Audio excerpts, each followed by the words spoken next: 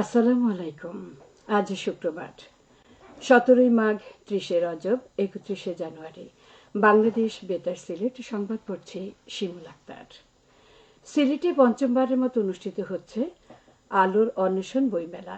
আগামীকাল নগরের কেন্দ্রীয় শহীদ মিনারে মেলা শুরু হয়ে চলবে 5 ফেব্রুয়ারি পর্যন্ত। প্রতিদিন সকাল 11টা থেকে রাত 10টা পর্যন্ত চলবে এই বইমেলা। 1 ফেব্রুয়ারি সকাল 11টায় মেলার আনুষ্ঠানিক উদ্বোধন এবং সন্ধ্যে 6টায় অনুষ্ঠিত হবে সাংস্কৃতিক অনুষ্ঠান।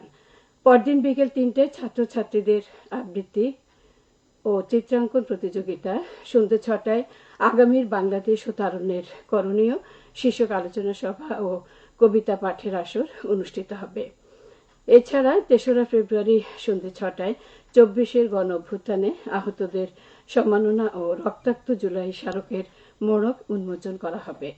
4 ফেব্রুয়ারি সন্ধ্যে 6টায় আলোর অন্বেষণ সাহিত্য পদক 2023 ও 2024 প্রদান করা হবে। মেলার শেষ দিন 5 ফেব্রুয়ারি সন্ধ্যে 6টায় সমাপনী অনুষ্ঠান, পুরস্কার বিতরণ ও সাংস্কৃতিক অনুষ্ঠানের আয়োজন করা হবে। শাহজালাল বিজ্ঞান ও প্রযুক্তি বিশ্ববিদ্যালয়ের পলিটিক্যাল স্টাডিজ বিভাগের উদ্যোগে রাজনীতি, সমাজ ও উন্নয়ন শীর্ষক 2 দিনব্যাপী প্রথম আন্তর্জাতিক সম্মেলন শুরু হচ্ছে আজ থেকে। সম্মেলন সফলে অনুদান হিসেবে 1 লাখ টাকার চেক প্রদান করেছে political studies alumni association.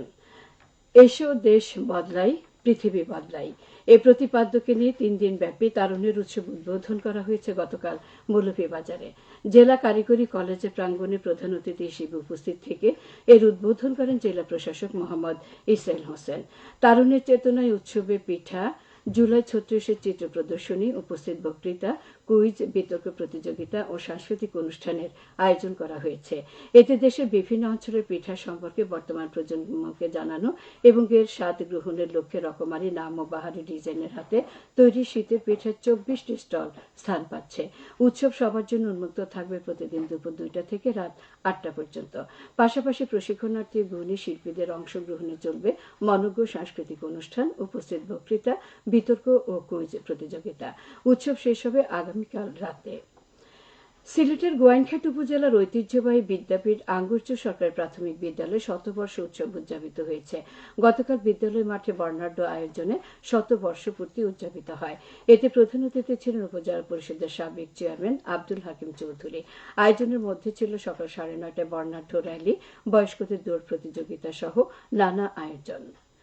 Sylhet ও সুনামগঞ্জ সীমান্ত এলাকা থেকে বিপুল পরিমাণ ফল ও মাদক জব্দ করেছে বিজিবি। গতকাল সকালে 48 ব্যাটালিয়নের বিভিন্ন বিওপি টহল দল অভিযান চালিয়ে এসব পণ্য জব্দ করে।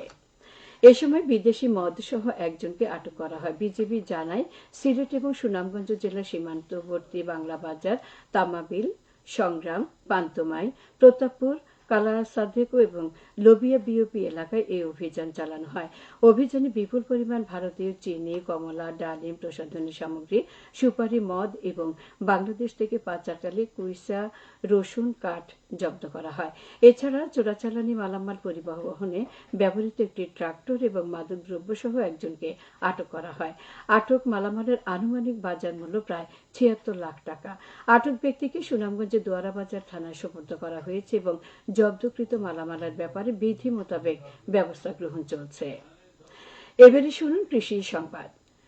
তীব্র শীত উপেক্ষা করে মৌলভীবাজারে কৃষক কৃষানীরা বোরো ধানের চারা রোপণ ও জমি প্রস্তুতির কাজে এখন ব্যস্ত সময় পার করছেন। জেলার প্রধান 3টি হাওর, হাকালুকি, কাওয়াদিঘি, হাইল হাওর ও মনো নদীর প্রকল্পভুক্ত এলাকা সহ সেচ সুবিধা আছে। এ ধরনের অপেক্ষাকৃত উঁচু ফসলি জমিতেও এবছর ব্যাপক চাষ করা হচ্ছে।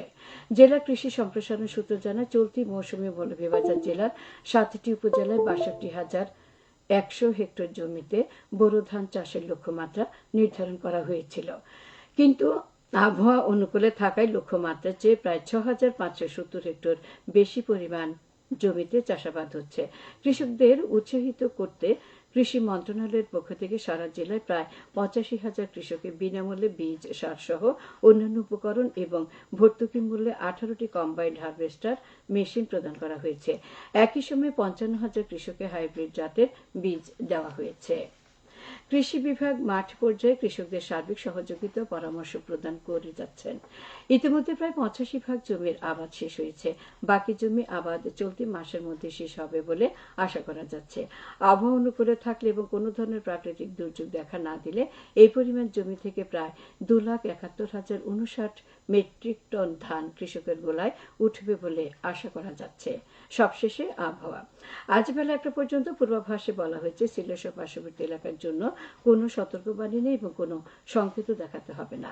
আজ সিলেটে সূর্যোদয় হয়েছে 6:35 এবং সূর্য অস্ত যাবে সন্ধ্যে 5:36।